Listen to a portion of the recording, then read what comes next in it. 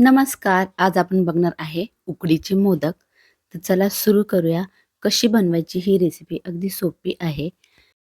एकदा नक्की तुम्ही ट्राय करून बघा या पद्धतीने. तुम्हाला नक्की उकडीचे मोदक जमतील. इथे अख्खा एक नारळ मी घेतलेला. तो असा बारीक कट करून घेतला आणि तो मिक्सरमधून बारीक करून घ्यायचा आणि गूळ आपल्याला बारीक करून घ्यायचा. तर इथे मिक्सरमधून काढल्यानंतर 2 वाट्या इतका मी हा नारळाचा कीस झालेला आणि 1 वाटी गूळ घ्यायचा. 2 वाटी जर नारळाचा कीस झाला तर 1 वाटी गूळ असं प्रमाण घ्यायचंय. गॅसवरती कढई गरम करायला ठेवलेली. कढई गरम झाल्यानंतर त्यामध्ये 1 चमचा तूप घालून घ्यायचंय.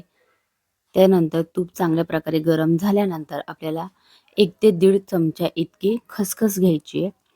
तर इथे खसखस आपल्याला तेलामध्ये चांगली फ्राय करून घ्यायची आहे. खसखस फ्राय झाल्यानंतर आपल्याला जो गूळ आपण बारीक करून घेतलाय तो गूळ घ्यायचा आहे. तर गूळ पूर्ण वितळेपर्यंत आपल्याला व्यवस्थित हे हलवत राहायचंय, खाली लागून द्यायचा नाहीये. चांगल्या प्रकारे हा गूळ आपल्याला वितळून घ्यायचा आहे. यामध्ये गूळ इथे चांगल्या प्रकारे वितळलेला आहे, खडे वगैरे काही राहिलेले नाही. आता आपल्याला नारळाचा किस यामध्ये घालून घ्यायचा आहे. तर इथे नारळाचा किस हा मी मिक्सरमध्ये काढून घेतलेला. तुम्ही पाहिजेल तर किसणीवरती पण किसून घेऊ शकता. फटकन असं काम होण्यासाठी मी मिक्सरमधून काढून घेते. छान होतात याचे पण मोदक. नारळ किसताना किंवा मिक्सरमधून काढण्याच्या अगोदर तुम्ही ब्राऊन कलरचा भाग नारळाचा काढून टाकू शकता. तर मी ते ठेवलेला तसाच. खूप जण तो ब्राऊन भाग काढून टाकतात. तर मी ठेवते, मला आवडतं असं. तुम्हाला जसं आवडेल तसे तुम्ही करू शकता. आणि व्यवस्थित हा गूळ तिथे किसलेला नारळ आणि गूळ चांगला एकजीव झालेला पाहिजे. व्यवस्थित मिक्स करून घ्यायचं. त्यानंतर इथे मी छोटा 1 चमचा वेलची पावडर घालून घेतलेली. ही व्यवस्थित मिक्स करून घ्यायचं. गूळ आणि खोबरं चांगलं व्यवस्थित मिक्स झालं आणि त्यामध्ये गुळाचं पाणी राहता कामा नये. अशा प्रकारे गूळ आणि खोबरं चांगलं एकजीव झालं की छान असं आपलं सारण बनतं. इथं गुळाचं पाणी वगैरे काही ठेवायचं नाही. व्यवस्थित सुक्क करून घ्यायचं आपल्याला हे. आता हे सारण तयार झालेलं आहे. गॅस बंद करायचा आणि हे सारण थंड होऊन द्यायचं. आता गॅसवरती एक पातेलं गरम करायला ठेवून किंवा कढई, त्यामध्ये 1/2 वाटी इतकं पाणी मी घेतलेलं आहे आणि त्यामध्ये थोडंसं 1 चमचा तूप घालायचंय आणि थोडंसं चवीनुसार मीठ घालून घ्यायचंय. या पाण्याला आता चांगली उकळी येऊन द्यायची आहे.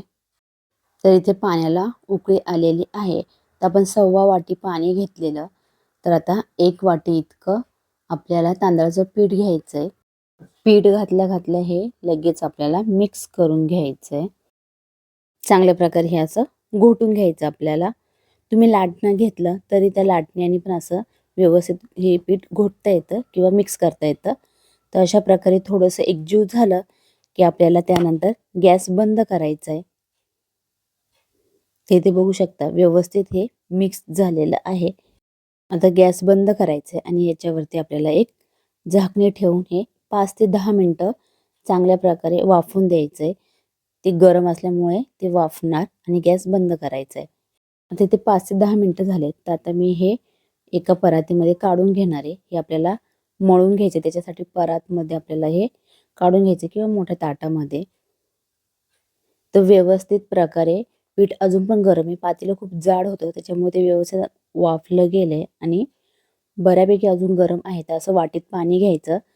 तर पीठ अजून पण गरम आहे. हाताला चटका बसू नये म्हणून थोडंसं वाटीत पाणी घेऊन थंड पाण्याचा हात घेऊन आपल्याला हे पीठ चांगल्या प्रकारे मळून घ्यायचंय. एकजीव करून घ्यायचंय. हे पीठ मळतानाच खूप चांगल्या प्रकारे मळायचं म्हणजे मोदक बनवताना ते फुटत नाही. एकजीव असं अगदी हे पीठ चांगलं मळून घ्यायचं. ते बघू शकता अशा प्रकारे हे पीठ मळून घेतलेलं आहे. एका प्लेटमध्ये इथे मी सारण काढून घेतलेलं आहे मोदक बनवण्यासाठी. तर अगोदर मी एक मोदक बनवून बघते आणि हाताला पीठ चिटकू नये म्हणून आपल्याला थोडंसं तूप घ्यायचं वाटीमध्ये. तिथे बघू शकता ही उकड हाताला चिटकू नये म्हणून थोडंसं तूप घ्यायचं. तिथे मी एक मोदक बनवून बघितला तर छान मोदक बनताय. अगदी व्यवस्थित प्रमाण असलं की छान हे मोदक बनतात. तर आता इथे दुसरं मी तुम्हाला बनवून दाखवते.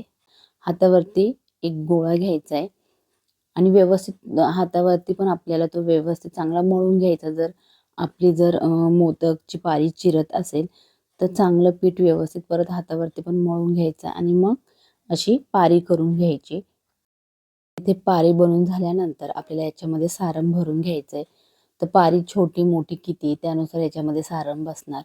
तर इथे 1.5 ते 2 चमचे सारण बसेल एवढी पारी मी केलेली आहे. तर आता आपण सारण भरून घेऊया. तर इथे बघू शकता तुम्ही 1.5 चमचा इतकं सारण मी ते भरलेलं आहे आणि अशा आपल्याला एक एक कळ्या करून घ्यायच्या आहे आणि अशा प्रकारे आपल्याला तो मोदक बनवून घ्यायचा आहे. तर उकड व्यवस्थित असली की छान असा आपला मोदक बनतो. फक्त ते पीठ व्यवस्थित चांगल्या प्रकारे मळून घ्यायचं आहे, कुठलीही घाई न करता. आणि अशा प्रकारे हा मोदक आपल्याला फिरवत फिरवत बंद करायचा आहे. ते छान मोदक बनतात या पद्धतीने प्रमाण न चुकता व्यवस्थित घेतल्यावर. तर अशाच प्रकारे सर्व मोदक आपल्याला करून घ्यायचे इथे. तर बघू शकता छान अशा कळ्या पण पडलेल्या आहे आणि मस्त मोदक बनत आहे.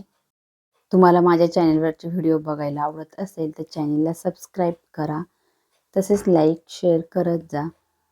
तर इथे बघू शकता छान बनत आहे मोदक. साईडला इथे मी स्टीमरमध्ये पाणी गरम करायला ठेवलेलं. त्यावरती स्टीमरचं भांडं ठेवून थोडंसं त्याला मी तूप लावून घेतलेलं, जेणेकरून मोदक खाली चिटकायला नको.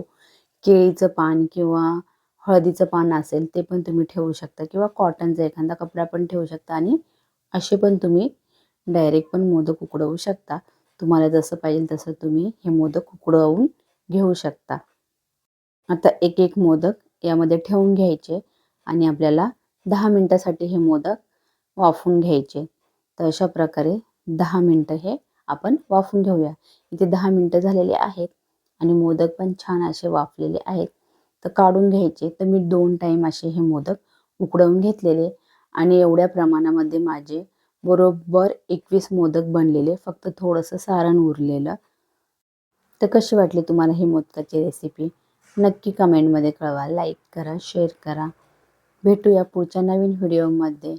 व्हिडिओ आवडला, चॅनेलवरचे व्हिडिओ आवडत असेल तर चॅनेलला सबस्क्राईब करा.